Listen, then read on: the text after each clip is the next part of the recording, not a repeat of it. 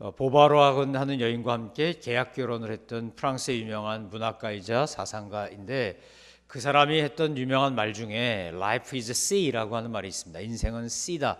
무슨 말이냐? birth, 태어난 것과 death, 죽는 것 사이에 choice, 선택이다. 그래서 그는 인생은 끊임없는 선택의 연속이라고 하면서 이 선택을 하게 하는 힘이 있는데 그것은 바로 염려다, 이렇게 얘기했습니다. 인간 실존의 뿌리에는, 인간의 존재의 저 깊은 밑바닥에는 염려가 있다는 겁니다. 염려.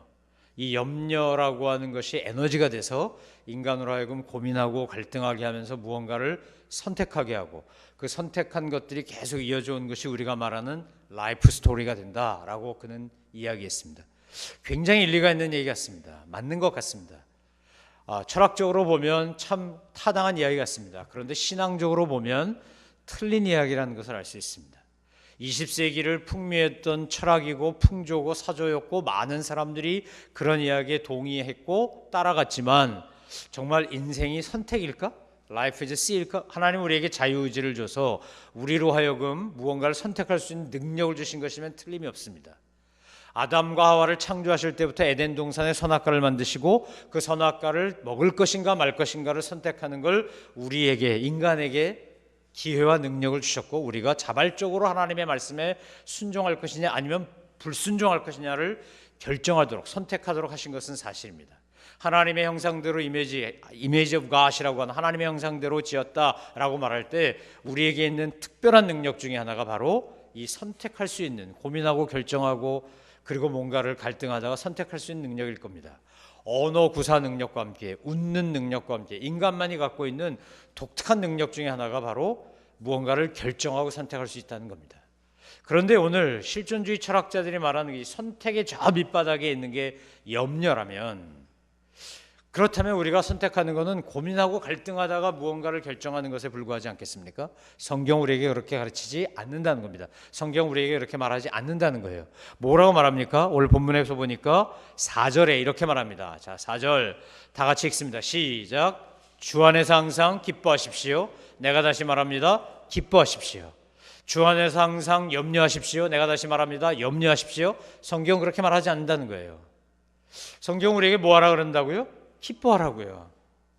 우리에게 끊임없이 성경 우리에게 강조하는 건 감사하고 기뻐하는 겁니다. 여러분, 지난 세월을 가만 돌이켜보면 감사하십니까? 감사 안 하십니까? 둘 중에 하나인데, 감사하든지 안 감사하든지. 자, 대답 한번 해보세요. 감사하십니까? 네, 감사하시군요. 여기 안 감사한 분들 있는 것 같아. 안 감사하십니까? 감사하시면 왜 감사하십니까? 무엇 때문에 감사하십니까? 감사한 이유가 여러 가지가 있겠지만, 기쁜 이유가 여러 가지가 있겠지만, 예수 믿는 사람에게 있어서 제일 중요한 감사의 이유, 기쁨의 이유는 뭐라 그랬습니까? 구원받은 거라 그랬습니다. 나 같은 죄인 살리신 주님의 은혜가 놀랍다. 구원받은 거예요. 이거보다 더 큰 감사와 기쁨이 없습니다. 좋은 부모 밑에서 잘 태어나서 잘 자라난 것도 감사한 것이고, 잘생긴 외모를 타고난 것도 감사한 거겠지만, 내가 태어나면서부터 문제가 있고, 또 내가 원하지 않던 어떤 상황들이, 어떤 질병들이, 어떤 조건들이 나를 괴롭힌다 할지라도 우리가 그것에 감사할 수 있으면 이 모든 것이 하나님의 은혜 가운데 있음을 믿기 때문입니다. 그래서 감사하면 기뻐할 수 있습니다.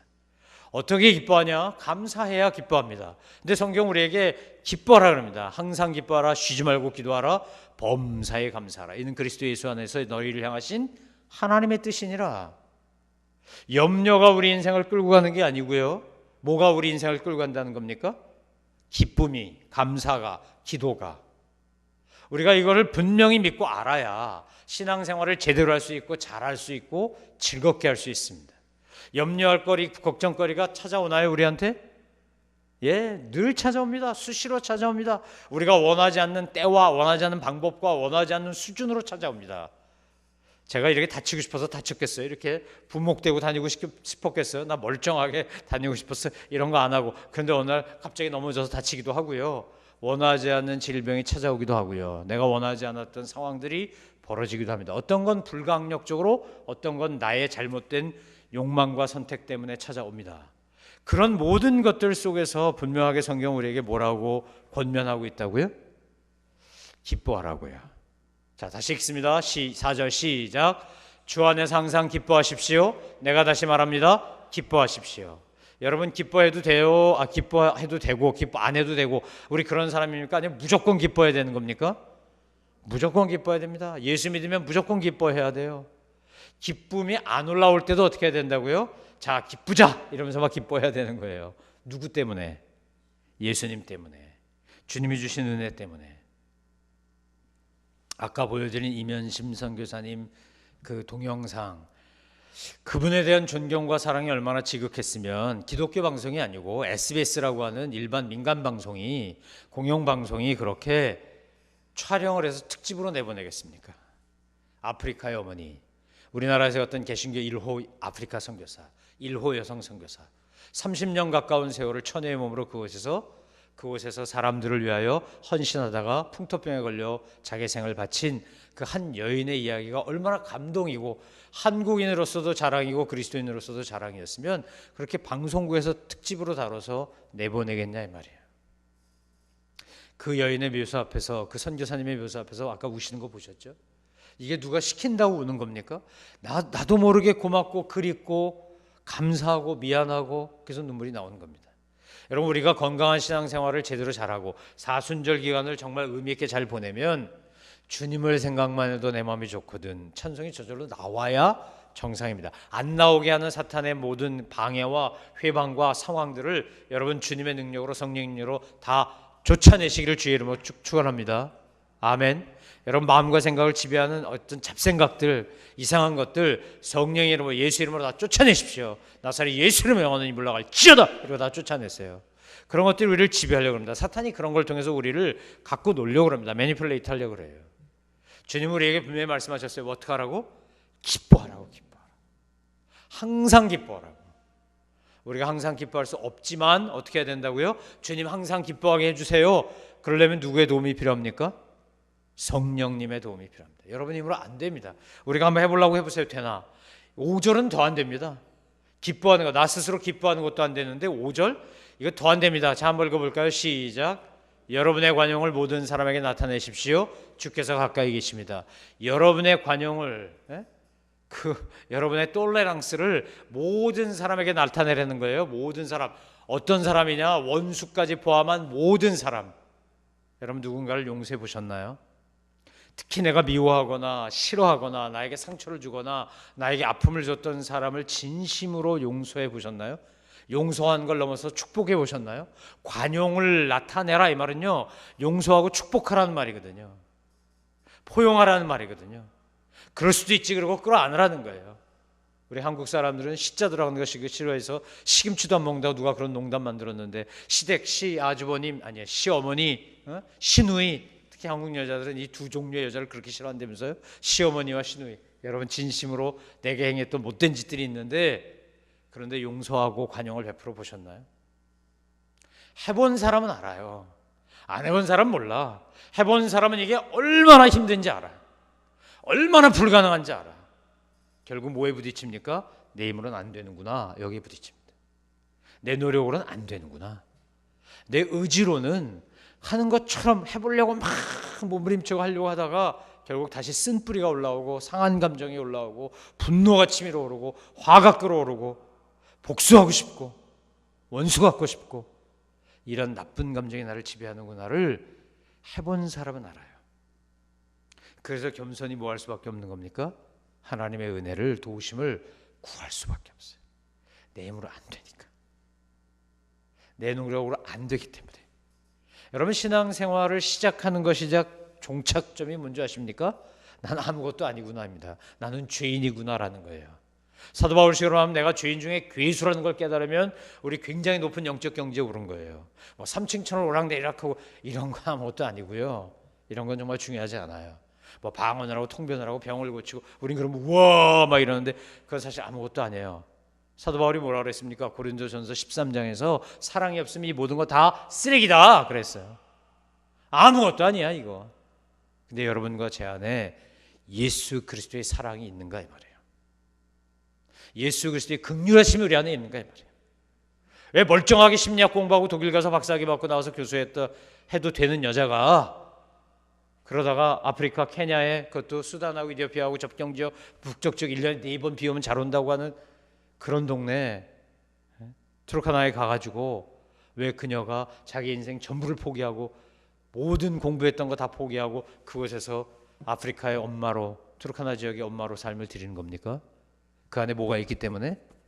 주님이 부어주신 사랑이 있으니까, 긍휼한 마음이 있으니까, 그들을 바라보는데 참을 수 없는 주님의 그 슬픔을 자기가 느끼니까 우리에게 있냐 이 말이야.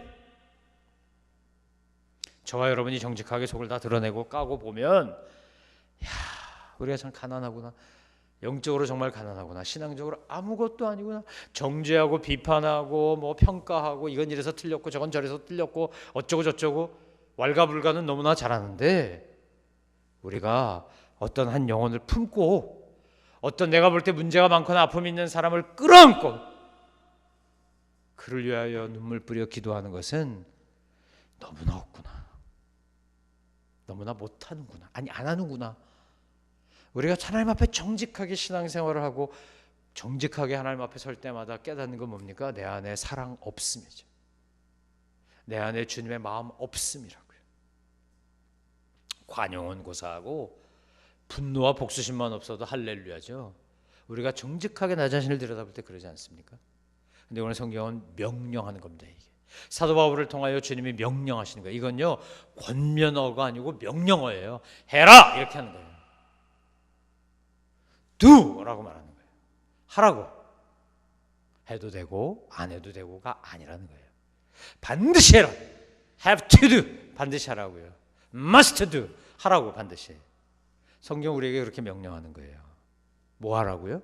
항상 기뻐하고 모든 사람에게 관용을 나타내고. 왜요? 주님이 오실 날이 가까이 계시다는 거예요. 저희가 이 교제를 가지고 지금 사순절을 보내고 있어요. 오늘 본문도 이 교제를 따라가는 거예요. 제가 선택하는 게 아니고 십자가의 길, 화해자의 길을 걸어가는 데 있어서 주님이 우리에게 요구하는 게 뭡니까? 내가 너를 불렀고 선택했고 내가 너에게 사명을 줬는데 내가 할 일이 있다. 뭐라고요? 기뻐하는 것과 관용을 베푸는 것이죠. 6절 뿐만 아니라 우리에게 뭐라 말합니까? 아무것도 염려하지 말고 오직 모든 일에 기도와 간구로 여러분의 구할 것을 하나님께 감사함으로 아뢰래요. 그리하면 모든 생각을 뛰어넘은 하나님의 평강이 그리스도의 손에서 여러분의 마음과 생각을 지켜주신대. 자, 이게 약속이자 명령이에요. 간구해라, 기도해라, 그러면 주신다. 여러분 뭘 간절히 원하면 바라면 이루어지나요? 여러분의 경험 갖고 한번 얘기해 보세요. 우리가 뭔가를 간절히 바래, 우리가 무언가 이루어지기를 소망해, 그럼 여러분 이루어지든가요? 이루어졌습니까?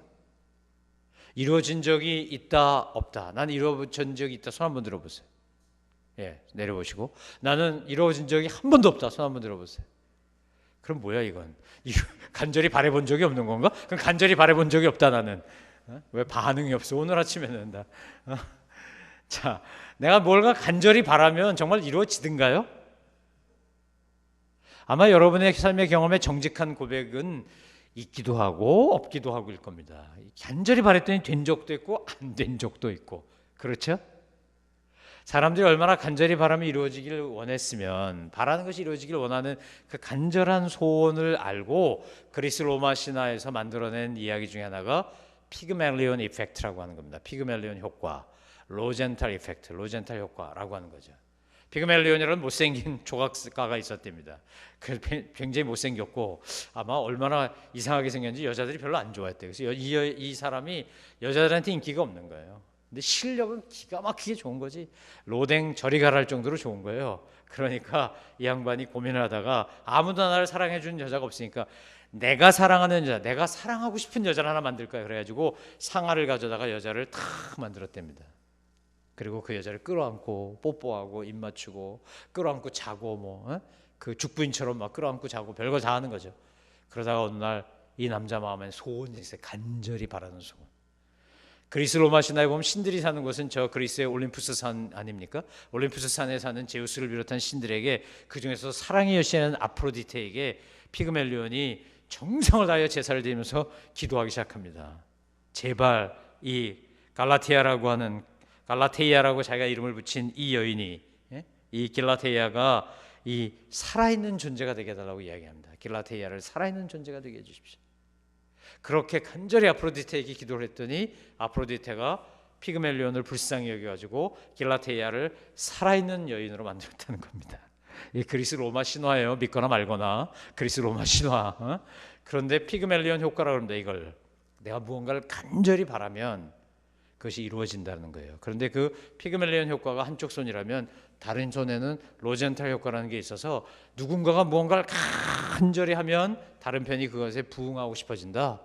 칭찬은 고래도 춤추게 한다. 이걸 로젠탈 효과라고 합니다. 그래서 길라테이아가 여인이 됐다는 거죠. 아리따운 여인이 돼서 둘이 행복하게 살았더라.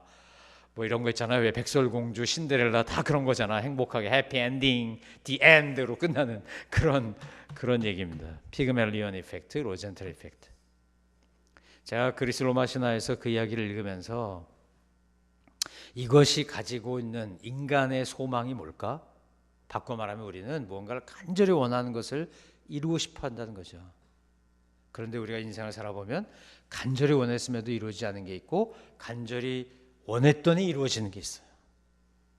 부모가 볼 때 애가 아무것도 모르고 성탄절에 산타클로스가 있다고 믿고 산타클로스 할아버지가 오면 그러면 나한테 선물 줄 거야. 그래갖고 애가 막 이야기를 합니다. 머리 좋은 애들은 엄마 아빠가 자기가 산타클로스가 있다고 믿는다고 생각하는 걸 역이용해가지고 자기가 원하는 걸 이용한대죠. 자기는 없다고 분명히 믿는데 내가 있다고 믿을 거야 우리 엄마 아빠는. 그렇게 생각할 테니까 내가 싹 흘리는 거지 이렇게 정보를. 아 이번에 산타 할아버지가 나한테 뭘 줬으면 좋겠어 이러고. 그래가지고 선물을 얻는 데죠. 어릴 때야 그렇게 해주지만 어른이 되면 그렇게 안 하잖아요. 우리가 하나님 앞에 간절히 뭔가를 기도하고 원하면 이루어지나요? 여러분 기도하면 다 이루어집니까? 오늘 본문이 바로 그 얘기입니다. 아무것도 염려하지 말고 모든 일에 기도와 간구로 여러분이 구할 것을 하나님께 감사함으로 아뢰래요. 우리가 하나님 앞에 해야 될 건 염려 없이 뭐하라? 하나님 앞에 기도해라. 어떻게 기도해요? 어떻게 기도해? 자 오늘 본문에 뭐라고 돼 있어요? 어떻게 기도하라고 돼 있어요? 감사함으로 구하라고요. 감사함으로 아뢰라고요. 여러분 뭔가 기도하실 때 여러분 먼저 감사부터 하시나요? 하나님 제가 이렇게 기도할 수 있도록 이 자리에 오게 해주셔서 감사합니다. 이 문제가 아니었다면 저는 주님 앞에 안 왔을 인간입니다. 이런 어려움을 겪지 않았다면 저는 하나님 앞에 머리를 조아리지 않았을 겁니다. 이런 상황이 아니었다면 저는 무릎을 꿇지 않았을 겁니다. 그러니까 먼저 이런 상황을 주신 하나님께 감사합니다. 이런 상황 속에 제가 있게 하신 주님 앞에 감사합니다. 우리 그렇게 기도하나요? 그렇게 안 하고요. 우리 기도할 때 보면 무조건 help me부터 외칩니다. help me, 나 도와달라고, 나 살려달라고, 지금 저 좀 봐주세요, 저 좀 살려주세요. 근데 오늘 성경 우리에게 말하죠. 염려하지 않는 건 못지않게 뭐 하라고요? 감사함으로 아뢰라고요. 하나님 앞에 나와서 기도할 때 우리의 원칙이 뭐냐? 감사함으로 기도하는 거예요. 감사함으로. 내가 이번에 오디션을 봤어요. 되기를 간절히 원했어요. 안 됐어요. 근데 여러분 감사하냐고요.